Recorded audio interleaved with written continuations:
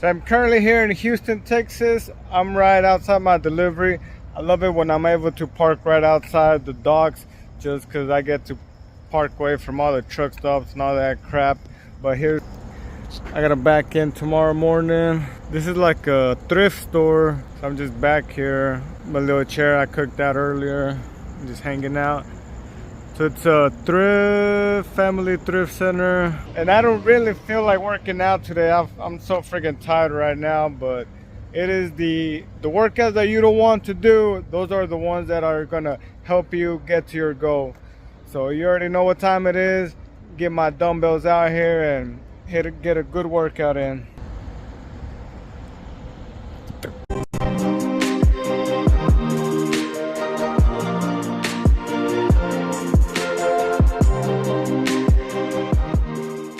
The normal truck driver just aren't what they used to be 15, 20, 30 years ago. The normal truck driver nowadays is obese, overweight, and more than likely dealing with some kind of health issue. The normal truck driver is just getting lazier and fatter by the day as technology advancements are made in the trucking industry. The normal truck driver has over 60% chance of dealing with a chronic disease as opposed to any other industry. The lack of proper sleep, eating highly processed food at the truck stops, and spending 10 hours in a sedentary position has put the overall health of the normal truck driver at risk. I don't want any part of that. I want to live a long, healthy life. I don't want to become a normal truck driver. Being normal sucks. Being normal has consequences. Being normal is only going to kill you faster in the trucking world. If you're not willing to change and become different, you are going to have to settle with being normal. In our industry, it's pretty strange to be fit. It's pretty weird to not be overweight. They are going to think that you just started trucking last week. If you're okay with risking your future by being normal, don't complain when the problems start to pile up down the road.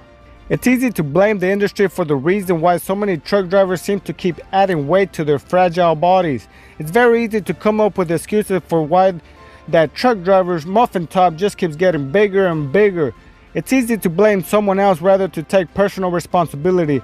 All it's doing is giving the power to change to someone else. You want someone else to come in and change your circumstances. That's not how any of this works. You have to gain back control of your life.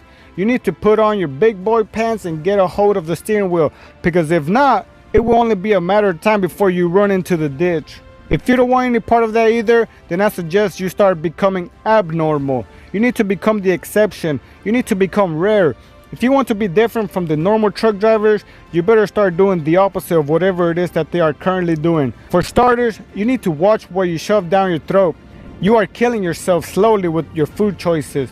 If I told you you could live for 10 more years just by walking 20 minutes a day, 4 times a week, doing a little bit of strength training, cutting sugars and highly processed food, would you do it? Would you develop the daily habits that are required? Change your daily behaviors? Thanks to the advancement of science and medicine, the only reason so many truck drivers are still able to survive in this industry is because they have a whole medicine cabinet in their trucks, popping pills every other hour just to regulate how their body functions. Could you imagine if people 100 years ago were dealing with the current health issues? They would be wiped out, done for. Looking into the future is hard because all we see is darkness. We have no idea what's to come or how different it can be. I always get into arguments with friends about how the future is so important and that so many people around us are going to depend on us to be there for them, and that our current actions can greatly impact the outcome of not only of our lives but the lives of those around us. They have a mindset of YOLO. You only live once. They are part of the group of the people that say that the future isn't promised, so who cares what they do? It doesn't really matter how they live their lives, because if something is going to happen, it is bound to happen anyways, and there isn't anything that they can do to prevent it. Very way poor of living and seeing how the real world works, if you ask me. It's very easy to misjudge the future for it's uncertain, but Judgment Day will come. If you could have done things different 5 years ago that could have changed your current situation for the better, would you? What if 5 years ago you went out and got your endorsement and started working for a specialized company? What if 5 years ago you started to learn flatbed and that could have led to you now doing heavy haul? What if 5 years ago you pulled the plug and finally decided to become an owner-operator? How different would your life be? I know this is a lot of what ifs. What if this, what if that? My point is, You have a real chance to shape your future. We can sit here all day long and hypothesize about different scenarios, but the truth of the matter is, whatever you are doing right now will have an outcome in the future, whether that be in your personal development, finances, health, or relationships. Truck drivers, friends, and family can be the worst when trying to find a good support system that is going to cheer you on your weight loss journey. They might even look down on you for trying to become something better. Majority of truck drivers that want to embark on this journey give up within the first 3 months. Why? Because they felt insecure, out of place, they felt like they were weird, going against the social norms of the industry. It can be very challenging, especially when you're doing it alone. The adversities increase tenfold. Trying to find your group of people that are on the same path can be incredibly difficult in the trucking industry, especially when the group is part of the extreme minority, like being a healthy truck driver. Here are a few reasons why your fellow truckers can't stand you becoming healthier. First of all, it takes hard work, and most truck drivers are lazy, so they are going to hate you for doing something that they wish that they could. Second, you'll seem as if you're starting to become a boring person because you're not drinking as much, not hanging out at these social gatherings, and skipping some of these eating out late night snacking. And third, they are jealous that you are starting to become healthier, jealous that they wish that they could have your motivation and dedication, jealous of how good you're starting to look wearing nice fitted clothes. So what do your colleagues, friends, and family do? They start trying to figure out how to sabotage your dreams and goals.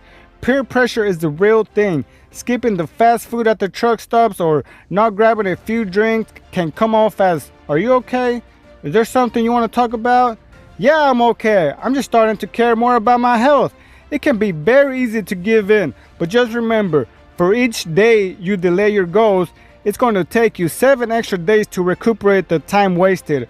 Why is it that as soon as you start to work on yourself, people feel the need to judge you and immediately start to think that you want to become better than them? People want you to do good, but just not better than them. Truck drivers are a funny community. You tell them that you want to live a healthier lifestyle and they want to make it about them, like if somehow your actions are going to make a difference in their life. So why do they care so much? Because your choices will have an impact on their lives. Y'all being in the same category of being truck drivers, there will only be comparisons. Just like their choices will give people a perception of you when you tell them what you do for a living. By doing the opposite of what they are doing, you are now breaking the stereotype of what a truck driver looks like. They say you become like those around you. You have to fight the narrative of what a truck driver looks like. How do you fight it? By living a different lifestyle. Whatever you see the normal truck driver is doing, just do the contrary. You have to go on a separate course, take a different road. You don't want to get lumped in what or who a normal truck driver is. Every description of who and what a truck driver is are all negative. Become the exception, not the rule. If you want to make a real change in your life, you are going to have to find your tribe, your village. You have to find the truck drivers that think like you. You are going to have to search for the type of truckers that are going to cheer you on, that want to grow with you, learn new ideas, be your workout partners, and enjoy the bumpy fitness ride, no matter how tough it may seem. Could you do it alone? Sure, but everything seems easier when you're with a group of friends that you can rely on and hold each other accountable. Very hard to find buddies like that, even more so in the trucking industry. A select few exist, scattered all over the United States, but they are out there. How do you find them? Through the power of social media. Just keep pushing, just keep going. The journey is long, just a matter of time before you run into them. Sooner or later, paths will be crossed. After that, the real journey begins. Quote, "We must all suffer from one of two pains, the pain of discipline or the pain of regret. The difference is discipline weighs ounces while regret weighs tons."